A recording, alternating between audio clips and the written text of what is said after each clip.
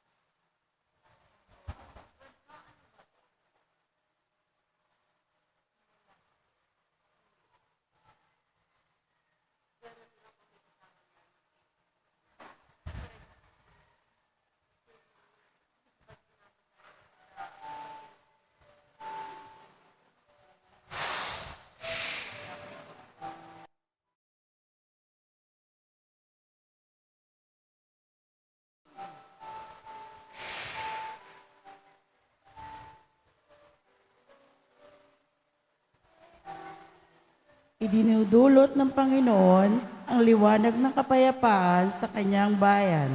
Liwanag na di kayang supilin ng anumang dilim, takot o pangamba. Halina't lumakad sa liwanag ng kapayapaan.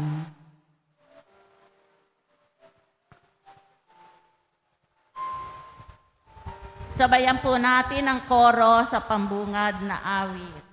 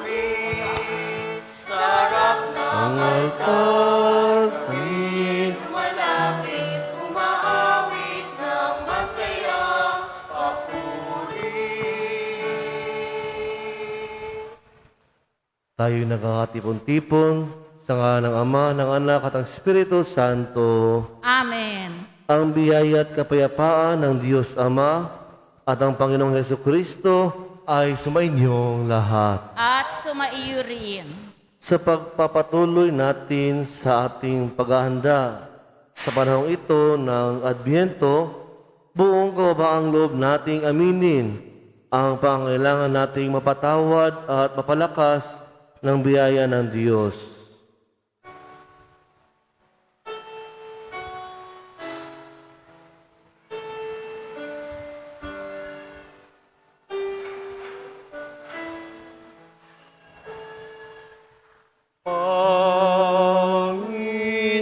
Panginoon, kaawaan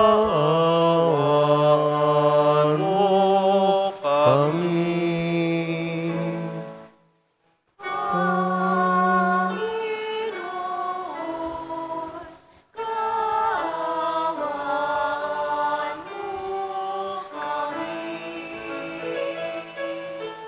Kristo, kaawaan mo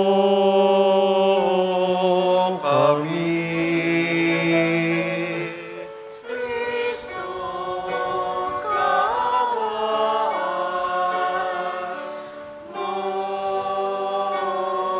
kami. Panginoon, kaawaan mo kami. Panginoon, kaawaan mo kami. Kaawaan tayo na makapangyarihang Diyos, patawarin tayo sa ating mga kasalanan, at patubayan tayo sa buhay na walang hanggan. Amen. Manalangin tayo. Ama naming makapangyarihan at maawain, sa aming pagsalubong sa iyong anak, huwag mong ipahintulot na maging hadlang ang aming mga pinagkakabalahan. Turuan nawa kami ng kanyang karunungan upang kami ay kanyang makapiling, kasama mo at ang Espiritu Santo magpa sa walang hanggan. Amen. Umupo po tayong lahat at makinig sa mga pagbasa. Sa unang pagbasa, malaking krisis ang pinagdaraanan ng mga Hudyong ipinatapon sa Babylonia. Sa kanila ipinatungkol ni Propetang si Baruch ang salita ng pag-asang maririnig natin. Ang mensaheng ito'y patungkol din sa atin ngayon. Pagbasa mula sa aklat ni Propeta Baruch. Jerusalem, hubarin mo ang lambong ng panluluksa at isuot mo ang walang hanggang kaniningan ng Diyos. Ibalabal mo ang kanyang katwiran at iputong mo sa inyong ulo ang korona mo ng kadakilaan ng Diyos na walang hanggan. Itatanyag ka niya sa lahat ng dako. Tatawagin ka, kapayapaang bunga ng katwiran at karangalan ng pagiging makadiyos. Jerusalem, tumindig ka at umakyat sa taas ng burol. Tignan mo ang iyong mga anak na sa isang tawag lamang ng Diyos ay natitipon mula sa silangan hanggang sa kanlaran. Nagagalak sila pagkat hindi sila kinalilimutan ng Diyos. Bihag silang inagaw sa iyo at kinaladkad na palayo. Ngunit ngayon, ibabalik sa iyong sakay sa kaluwalhatian na wari nakaupo sa maharlikang trono. Inutos ng Diyos na patagin ang tataas na bundok at walang hanggang burol at tambakan ng mga lambak upang panatag na mabalikbat ang bayang Israel na puspos ng kadakilaan ng Diyos. Sa utos niya'y lilitaw ang maraming mababangong punong kahoy upang lilima ng Israel. Aakayin sila ng Diyos at babalik silang masaya sa pangangalaga ng kanyang habag at katwiran, at liligaya ang liwanag ng kanyang walang hanggang kaninningan. Ang salita ng Diyos. Salamat sa Diyos. Gawa ng Diyos ay dakila, kaya tayo'y natutuwa. Gawa ng Diyos ay dakila, kaya tayo'y natutuwa. Nang lingapin ng Diyos at Siyon ay ibalik. Ang nangyaring kasaysayan parang isang panaginip. Lahat tayo ay natuwa, masayang nagsisiawit. Gawa ng Diyos ay dakila, kaya tayo'y natutuwa. Ang sabi ng mga bansang nagmamasid sa paligid, ang ginawa ng Diyos nila ay dakila, anong rigid. Dakila ngang masasabi, pambihira ang ginawa. Kaya naman kami ngayon, kagalakay, di kasawa. Gawa ng Diyos ay dakila, kaya tayo'y natutuwa. Kung paanong inulan, yaong tayong batis. Ang sariling bayan namin, kami poon ay ibalik. Silang mga nagbubukid na nagtanim ng may lupa. Bayaan mo nang isasayapat natutuwa. Gawa ng Diyos ay dakila, kaya tayo'y natutuwa. Yaong mga nagsihagi, dalay binhit na nanangis, ay aawit ng may galak, dalay ani pagbabalik. Gawa ng Diyos ay dakila, kaya tayo'y natutuwa. Sa ikalawang pagbasa, sa galak ni San Pablo sa magandang pagtugon ng mga mananampalataya ng Pilipos, sinulat niya ang awit ng pasasalamat at kahilingang naririnig natin sa ikalawang pagbasa ngayon. Ang kinindi natin ang panalangin ng apostol. Pagbasa mula sa sulat ni Apostol San Pablo sa mga taga-Pilos. Ang aking mga panalangin para sa inyo ay laging puspos ng kagalakan. Dahil sa inyong tulong na pagpapalaganap ng mabuting balita tungkol kay Kristo. Mula nang ito'y inyong tanggapin hanggang sa kasulukuyan. Tinitiyak ko sa inyo ang mabuting gawa na pinasimulan sa inyo ng Diyos ay kanyang lulubusin hanggang sa araw ng pagbabalik ni Kristo Jesus. Nalalaman ng Diyos na ang pananabik ko sa inyo ay kasing laki ng pagmamahal sa inyo ni Kristo Jesus. Idinadalangin ko sa Diyos na mag-ibayo ang inyong pag-ibig at masangkapan ng malinaw na pagkilala at malawak na pagkaunawa upang mapili ninyo ang pinakamahalaga sa lahat ng bagay.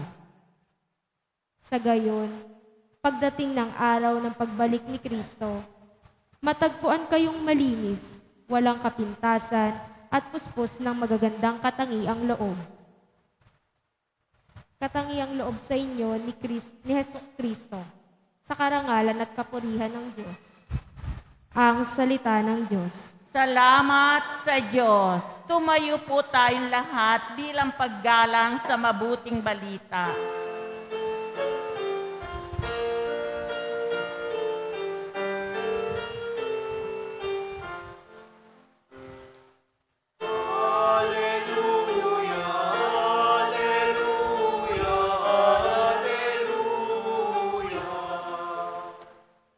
Daan ng poong nariyan at tuwirin ihanda sa Kanya.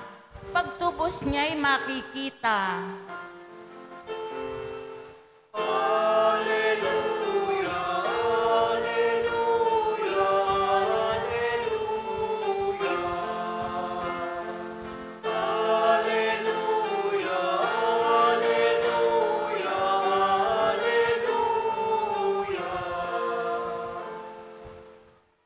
Sumainyo ang Panginoon. At sumaiyo rin. Ang mabuting balita ng Panginoon ayon kay San Lucas. Papuri sa iyo, Panginoon. Ika-15 taon noon sa paghahari ni Emperador Tiberio. Si Poncio Pilato ang gobernador sa Judea, si Herodes ang tetrarka sa Galilea, at ang kapatid naman niyang si Felipe sa lupain ng Itoria at Traconite. Si Lisanias ang tetrarka sa Abilinia, sina Anas at Caifas naman ang mga pinakapunong saserdote noon. Nang panahong iyon, nasa ilang si Juan na anak ni Zacarias. Dumating sa kanyang salita ng Diyos, kaya't nilibot niya ang mga lupain at magkabilang panig ng Hordan at nangaral, "Pagsisihan ninyo talikdan ang inyong mga kasalanan at pabinyag kayo upang kayo'y patawarin ng Diyos."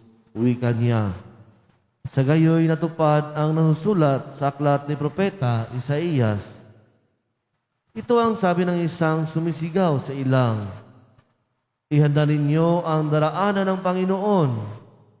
Tuwiran ninyo ang kanyang mga landas. Tatambakan ang bawat lambak at titibagin ang bawat burol at bundok. Tutuwirin ang daang liko-liko at papatagin ang daang bako-bako. At makikita ng lahat ng tao ang pagliligtas na gagawin ng Diyos." Mga kapatid, ang mabuting balita ng Panginoon. Pinupuri ka namin, Panginoong Heso Kristo. Umupo po tayong lahat.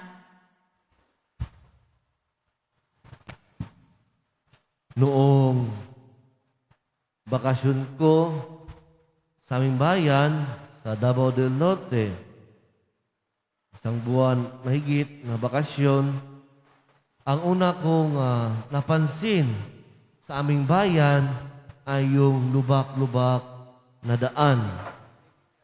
At ang sabi ng mga tricycle drivers, sabi niya, "Sir, napatulfo na nga ito.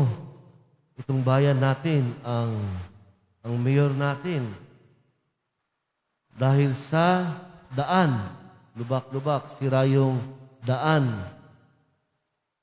At marami na nadisgrasya dahil sa lubak na daan. Lalo na sa isang lugar namin sa malapit sa bundok, ay sirang-sira ang daan.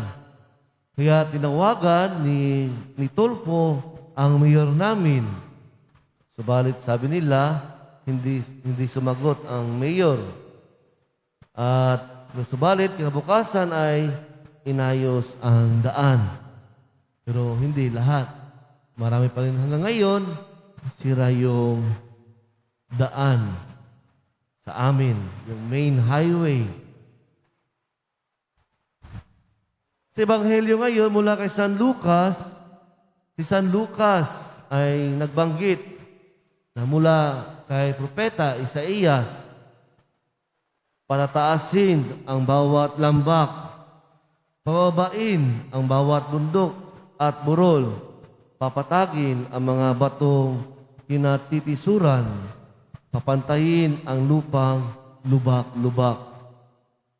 Gayon din sa unang pagbasa mula sa aklat ni Propeta Baruch, iniutos ng Diyos na patagin ang matataas na bundok at walang hanggang burol, at tambakan ang mga lambak upang panatag na makabalik ang bayang Israel na puspos ng kadakilaan ng Diyos. So yan yung kapareho, no? Sa unang pagbasa kay Propeta Baruch. Si Juan Bautista ay nagpahayag ng paghahanda sa dadaraanan ng Panginoon. Very significant ang disyerto para sa mga Hudyo.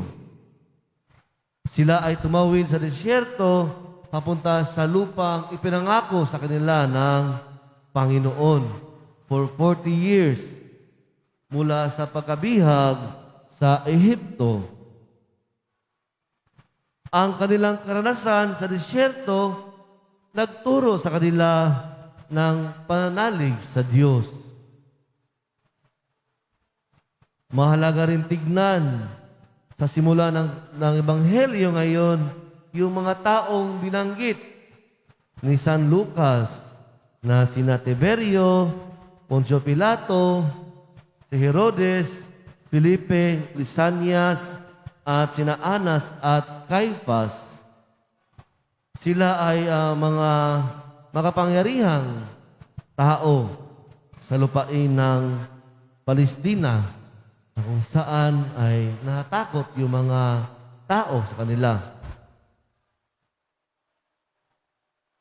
Sila ito nagpapatay kina Juan at Jesus. Kung titignan natin sa hinaharap, na sila yung mga taong pumatay kina Jesus at kay Juan. Pinugutan si Juan. Pinugutan yung ulo ni Juan at si Jesus ay ipinako. Kung ating ihambing sa kasalukuyan, kung nagbabasa kayo ng newspaper or sa internet, i-google ninyo Philippine Daily Inquirer sa editorial section yung tungkol sa Bloody Sunday. Hindi ko lang alam kung familiar kayo sa Bloody Sunday. So tinawag nilang Bloody Sunday, ito ay nangyari noong March 7, 2021. Na kung saan siyam sa mga aktivista mula sa Calabarzon region ang pinatay ng mga pulis at military. Para bang red tagging, Yun yung time na sinabi ng ating namumuno na patayin yung mga hindi sumasang-ayon sa kanya. So kaya naging issue itong Bloody Sunday dahil siyam ang namatay sa region ng Southern Tagalog. Mga aktivista na pinatay ng mga otoridad. Ang Ebanghelyo ay nagbanggit din tungkol sa Ilog Jordan. It tells us ng pagbabago o renewal of oneself or rebirth, yung Ilog Jordan. Ito yung term ni San Lucas na metanoia.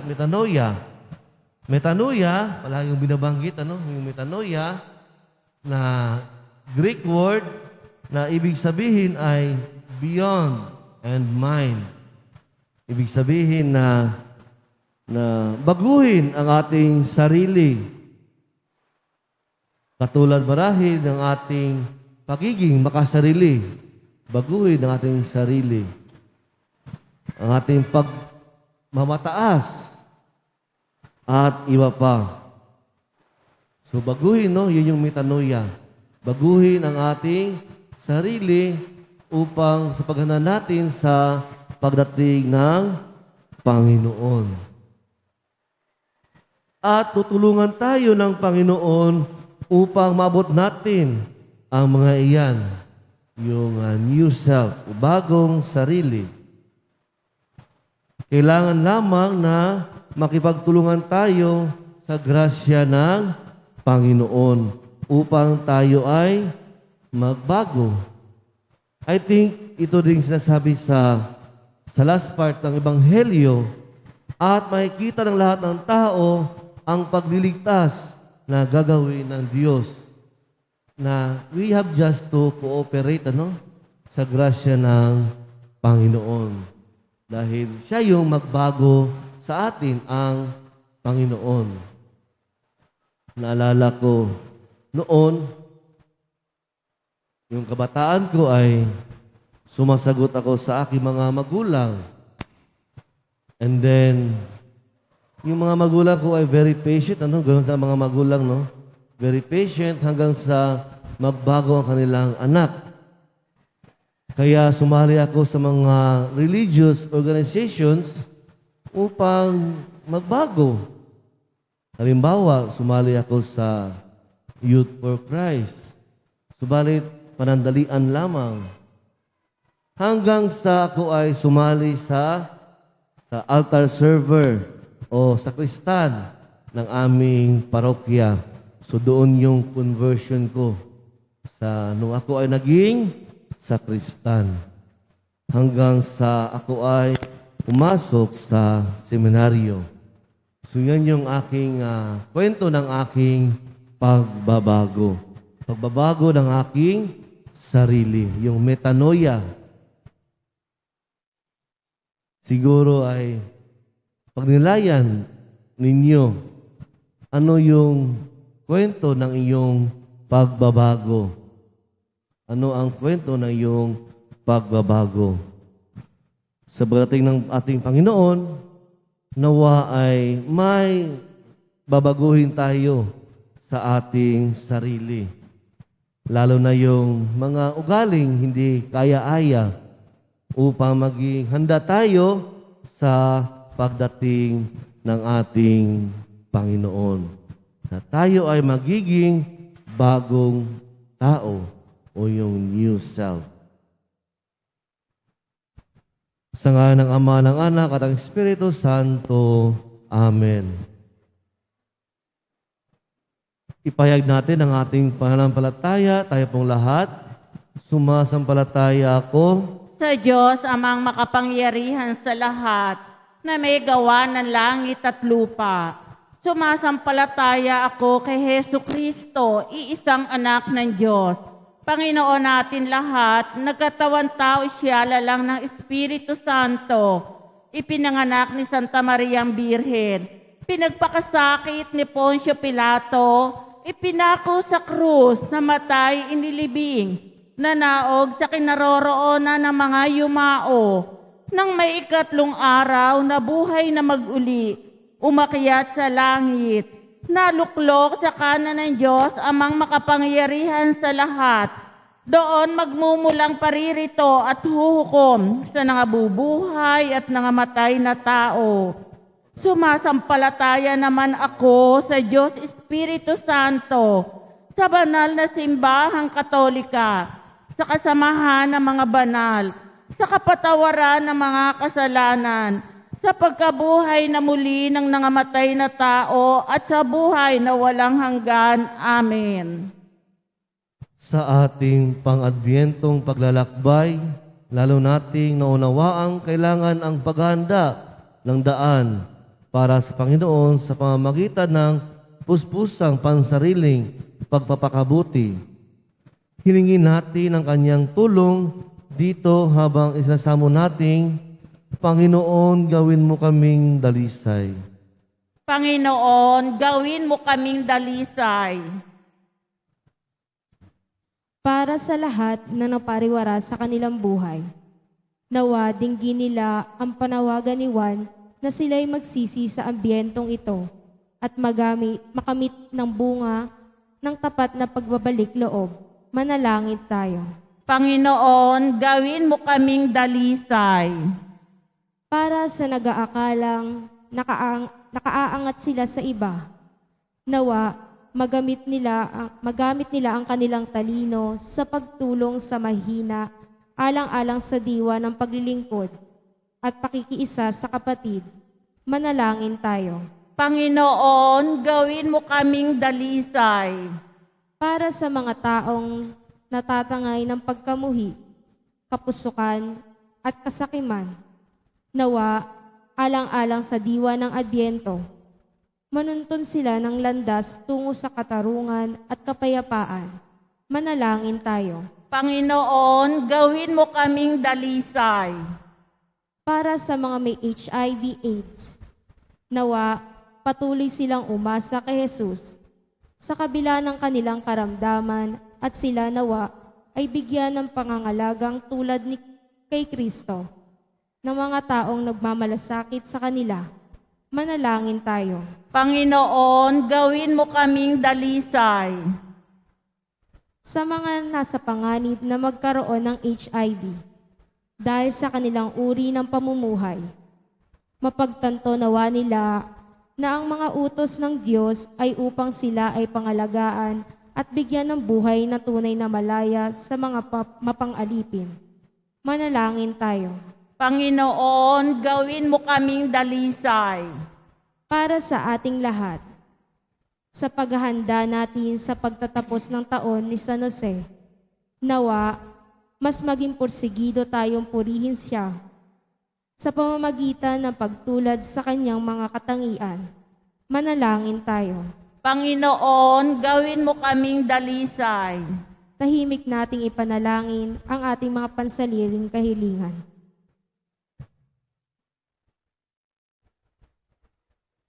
Manalangin tayo.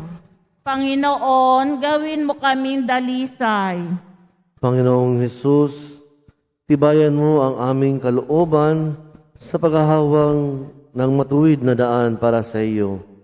Punuin mo ang mga lambak ng aming pagkasipayo, patagin ang mga bundok ng aming pagmamataas at iayos ang aming bakobakong daan.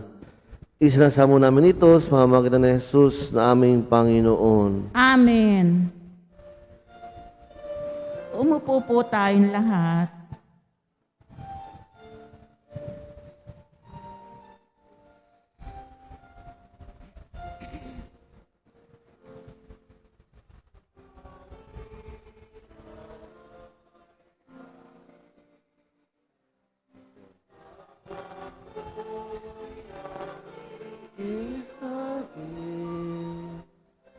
Ang pag-ibig na nagbibigay.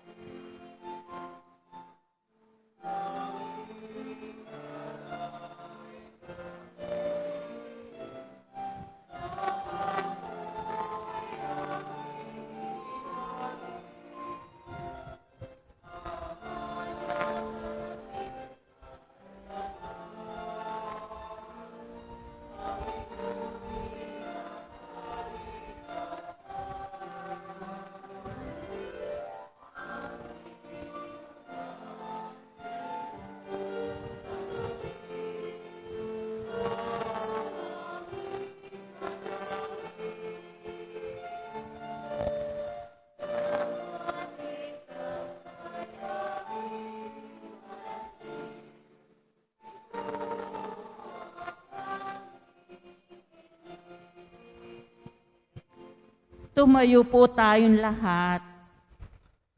Manalangin kayo mga kapatid upang paghahain natin ay kalugdan ng Diyos amang makapangyarihan. Tanggapin nawa ng Panginoon itong paghahain sa iyong mga kamay, sa kapurihan niya at karangalan sa ating kapakinabangan at sa buong sambayanan niyang banal. Ama naming lumikha, kalugdan mo ang aming mga panalangin at alay. Sa anumang kakulangan ng aming abang nakayanan, naway ang pag-ibig mo ang magbigay kapupunan. Sa pamamagitan ni Jesucristo, kasama ng Espiritu Santo magpa sa walang hanggan. Amen. Sumainyo ang Panginoon. At sumaiyo rin. Itaas sa Diyos sa iyong puso at diwa. Itinaas na namin sa Panginoon. Pasalamatan natin ang Panginoong ating Diyos. Marapat na siya'y pasalamatan. Ama naming makapangyarihan, tunay marapat na ikaw ay aming pasalamatan sa pamamagitan ni Jesucristo na aming Panginoon. Siya ay sinugo mo upang matupad ang iyong magandang balak para sa lahat. Hindi niya ikinahiyang mamuhay ng mahirap upang mapakasamahan niya kaming matapat. Siya ay naging hindi na iba sa amin upang maitampok niya kami sa iyong piling. Sa kanyang lantarang muling pagdating, ang pakikisama niya ay puspusang magniningning at ang pangako niyang kapanapanabik ay nasa naming lubos na mga kamit. Kaya kaisa ng mga anghel ay siawit ang papuri sa iyo nang walang humpay sa kalangitan. Kami nagbubunyi sa iyo kadakilaan.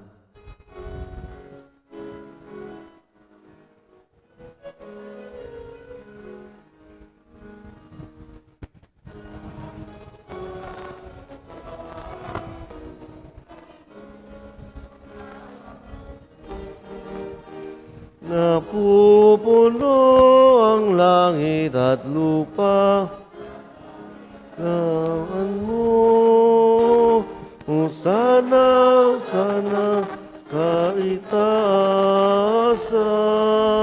pinagpala ang naparirito, sa ngalan ng Panginoon, Hosana, Hosana, kaitaasan. Lumuhod po tayong lahat. Ama naming banal, ikaw ang bukalan tanang kabanalan. Kaya sa pamamagitan na iyong Espiritu, gayong banal ang kaloob na ito, upang para sa aming mga katawan at dugo ng aming Panginoong Heso Kristo. Bago niya pinagtiis ang kusang loob na maging handog, hinawakan niya ang tinapay, pinasalamatan kanya, pinaghati-hati niya iyon, inabot sa kanyang mga alagad at sinabi, "Tanggapin niyong lahat ito at kanin. Ito ang aking katawan na ihahandog para sa inyo."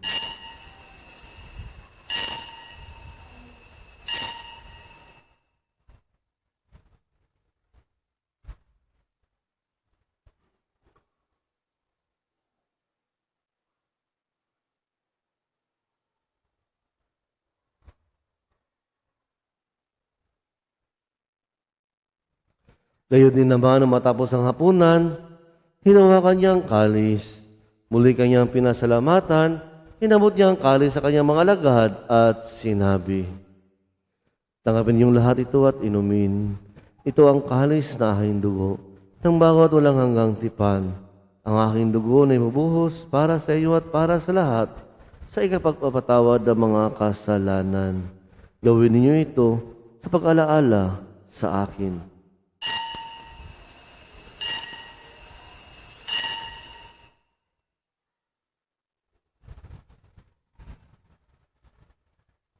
Tumayo po tayong lahat. Ipagbuji natin ang misteryo ng pananampalataya.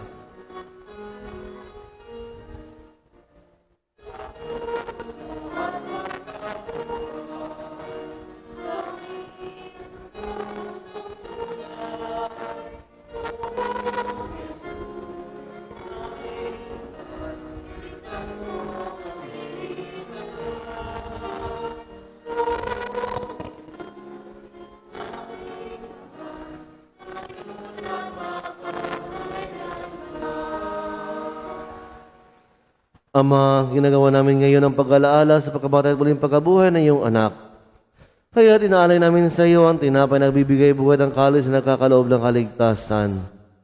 Kami nagpapasalamat dahil kami iyong minarapat at tumayo sa harap mo para maglingkod sa iyo. Isinasamo namin kaming magsasalo-salo sa katawador ni Kristo ay mabuklod sa pagkakaisa sa pamamagitan ng Espiritu Santo. Ama, lingapin mo ang iyong simang laganap sa buong daigdig. Puspusin mo kami sa pag-ibig. Kay San Francisco naming Papa, Ate Pablo Virgilio naming Obispo, at ang tanang kaparian. Alalahanin mo rin ang mga kapatid naming nahimlay na may pag-asang sila'y muling mamubuhay. Gayon din ang lahat ng mga pumanaw.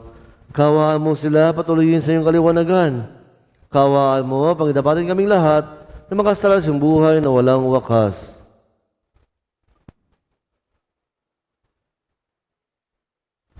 Kaysa ng mahal na Birheng Maria na ina ng Diyos, si San Jose na kanyang kabiyak, kaysa ng mga apostol at lahat ng mga banal na namuhay dito sa daigdig ng kalugod-lugod sa iyo, may pagdiwang nawa namin ang pagpupuri sa ikararangal mo sa pamamagitan ng iyong anak na aming Panginoong Heso Kristo.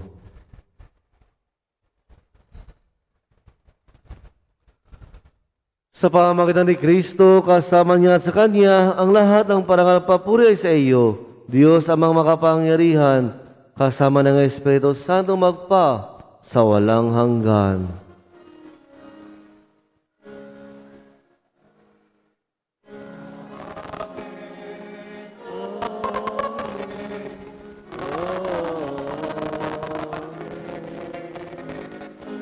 Amen. Amen.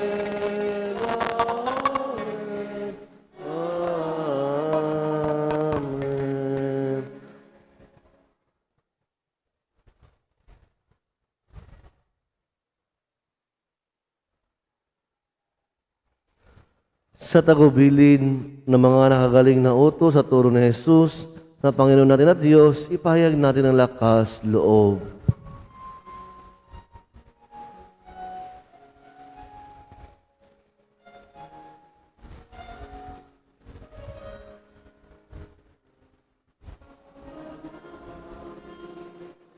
Sumasalangit ka, sambahin ang ngalan mo, mapasami ang kaharian mo, sundin ang loob mo, dito sa lupa paradang sa langit. Bigyan mo po kami ngayon ng aming kakanin sa araw-araw at patawarin mo kami sa aming mga sala para ng pagpapatawad namin sa nagkakasala sa amin. At huwag mo kami ipahintulot sa tukso. At iadya mo kami sa lahat ng masama. Hinihiling namin kami adya sa lahat ng masama, pagkalooban ng kapayapaan na araw-araw iligtas sa kasalanan at ilayo sa lahat ng kapahamakan. Samantalang aming pinanabikan ang nakilang araw ng pagpapahayag ng tagapaglas naming si Heso Kristo.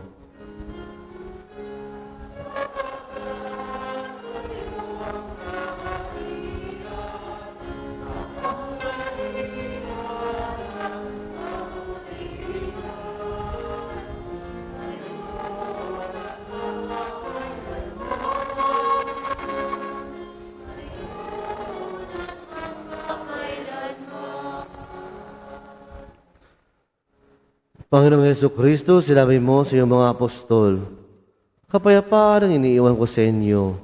Ang aking kapayapaan ang ibinibigay ko sa inyo. Tunghayan mo ang aming pananampalataya at huwag ang aming pagkakasala. Pagkalooban mo kami ng kapayapaan at pagkakaisa ayon sa iyong kalooban, kasama ng Espiritu Santo magpa sa walang hanggan. Amen. Ang kapayapaan ng Panginoon ay laging sumainyo. At sumaiyo rin. Magbigayan kayo ng kapayapaan sa isa't isa.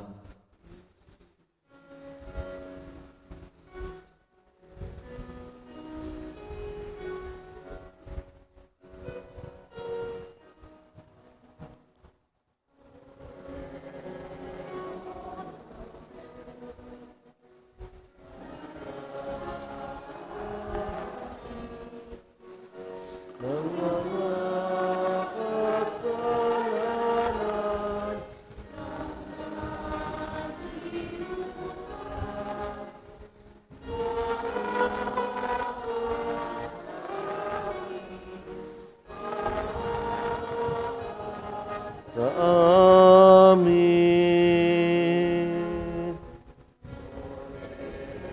Troon ng Diyos na nag-aalis ng mga kasalanan ng sanlibutan.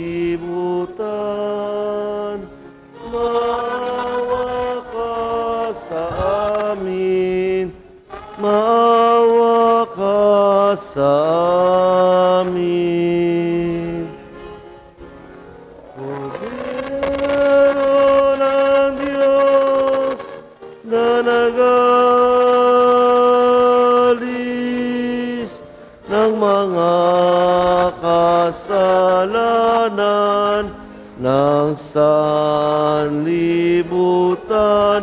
ipagkaloob mo sa amin.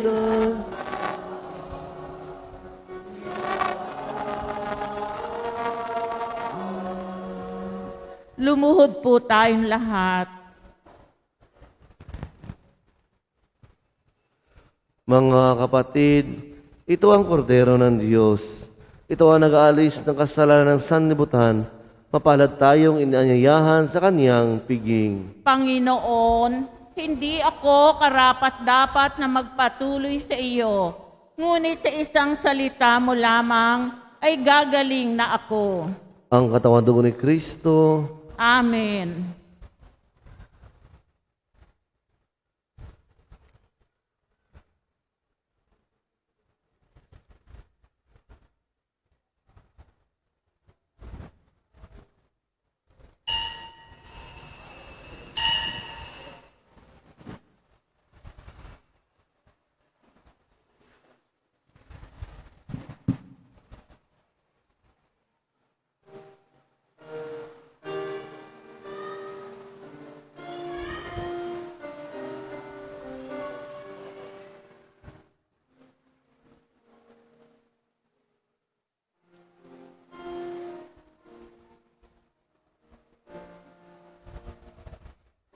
Bawat ibo sa pag-ihip ng aming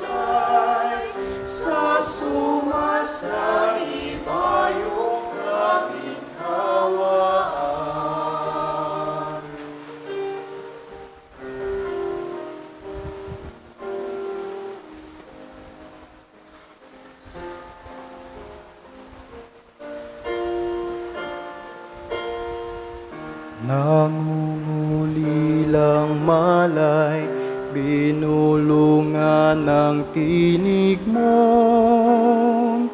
nagdulot ng paghahanap katwiran, nilusaw mo sa simbuyon, karilagan ng pagmamahal. Panginoon, Ikaw ang kasibulan ng buhay, puso'y dalisay, kailan pa man ipaintulot mong ako'y mapandusay, sa sumasa ibayong kaginhawaan. Panginoon, Ikaw ang kasibulan ng buhay, puso'y dalisay, kailan pa man ipahintulot mong ako'y mapandusay, sa sumasa ibayong kaginhawaan. Dalangin pa sana'y mapagtanto kong tunay, ng buhay ko'y ikaw lamang.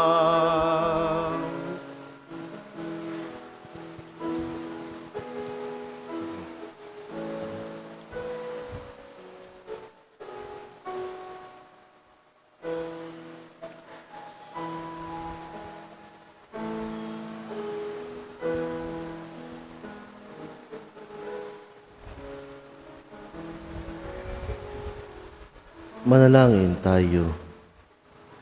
Tumayo po tayong lahat.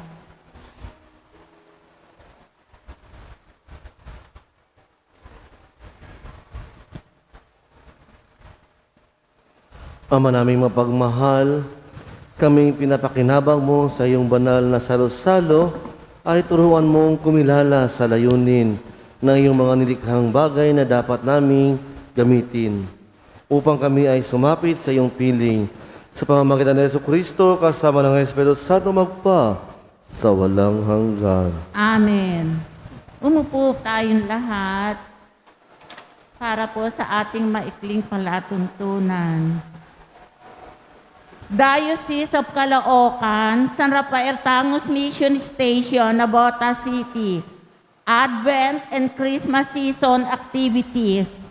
November 28, December 5, 12, and 19, 2021. Advent Sundays. Mass in San Rafael Chapel at 9 a.m., Santa Cruz Chapel at 6 p.m. December 8, 2021, Wednesday, the Immaculate Conception at Blessed Virgin Mary Mass in Santa Cruz Chapel at 6 p.m. to be followed by Blessing of the Grotto. December 11, 2021, Saturday, Advent Recollection in San Rafael Chapel at 2 p.m. December 15 to 23, 2021, Simbang Gabi, Mass in San Rafael Chapel at 7 p.m. December 16 to 24, 2021, Misa de Gallo, Mass in Santa Cruz Chapel at 5 a.m. December 18, 2021, Saturday, Busog Puso Christmas Feeding in San Rafael Chapel at 3 p.m. December 21, 2021, Tuesday, Rotary Club of Makati Feeding at 11 a.m. in San Rafael Chapel South and Santa Cruz Chapel North. December 24, 2021, Friday, San Rafael Chapel, Panunuluyan at 7:30 p.m., Misa de Gallo at 8 p.m., Pahalik kay Niño at 9 p.m.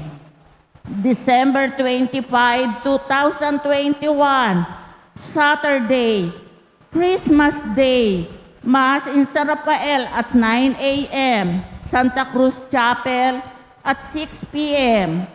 December 31, 2021, Friday, Eve Mass of Solemnity of Mary, Mother of God, Mass in San Rafael Chapel at 7 p.m.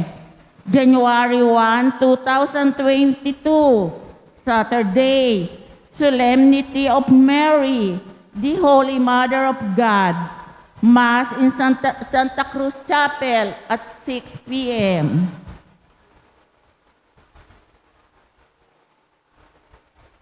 Maraming pong salamat sa ating sponsor. Nagsindi nating kandila sa pangalawang kandila ng Adviento, si Chona, Chona Santiago. Palapakan po natin. Maraming pong salamat. Sa December 14, darating yung isang MJ na tutulong sa atin dito. Maging katuwang din natin, maging kasama ko dito sa Tangos para magtulungan San Roque at San Rafael, Tangos Mission Station. So si Father Jerry Charcos, MJ din, na galing Cebu. Siya ay missionary sa Senegal, Africa. Naging kasama sila ni Father Efren, ni Lolo Pads, sa San Mateo. So sila yung nagtayo ng parokya sa San Mateo. And hopefully, tayo rin, yan ang sinisikap natin na makapagtayo tayo ng malaking simbahan po, sir. Na ang kailangan po natin ay lupa. Ang target po talaga ay yung Buenaventura. Ayun nga, kausapin yung may-ari ng Buenaventura para sakali ay doon natin pagtayuan ng malaking simbahan. So si Father Jerry din ay nagkasama din kami sa Davao nung ako ay deacon. So every weekend pumupunta ako sa kanilang parokya sa bundok. So natapos na yung term niya doon at dito naman siya ma-assign sa ating pamayanan. So maging dalawa na kami diyan sa bahay, sina Father Efren naman at si Brother MJ doon sa San Roque. So minsan pupunta kami doon sa kanila, siguro din sila din para yung community life namin. So sa December 14 po, darating siya, susunduin namin ni Kuya Arman sa airport. Then tutulong siya sa simbang gabi. So yun po, yung mga area leaders, magka-meeting tayo sa Tuesday para sa simbang gabi. Muli po ay marami pong salamat sa inyong lahat. Sir Jay, may pong salamat sa grupo po. So i-bless po natin sa Miyerkules. At sa ating choir, Kuya Ninyo, may pong salamat. Sa ating lectors and commentators, sa ating MGC, MBG, sa ating choir, sa ating lay ministers, sa ating mga sakristan, maraming salamat at lalo na sa naghanda nitong kapilya, naglinis ng kapilya, marami pong salamat. Sumainyo ang Sumayo po tayong Panginoon. lahat. At sumaiyo rin. Magsiyuko kayo at ipanalangin ang pagpapala ng Diyos. Palakasin nawa kayo ng Diyos at dalisayin ng Kaniyang pagpapatawad habang naghahanda kayo sa pagsalubong sa Panginoong Diyos, Panginoong Yesus. Amen. Puspusin niya nawa kayo ng Kaniyang kaaliwan at pag-asa sa lahat ng inyong mga kahirapan. Amen. Mag-ibayo pa nawa ang inyong pag-ibig sa Diyos at nawa kayo'y maging pagpapala sa lahat ng inyong makatagpo. Amen. Pagpalain nawa kayo na makapangyarihang Diyos, Ama, Anak at ang Espiritu Santo. Amen. Humayo kayo sa kapayapaan upang ipaghanda ng matuwid na landas ang Panginoon. Salamat sa Diyos.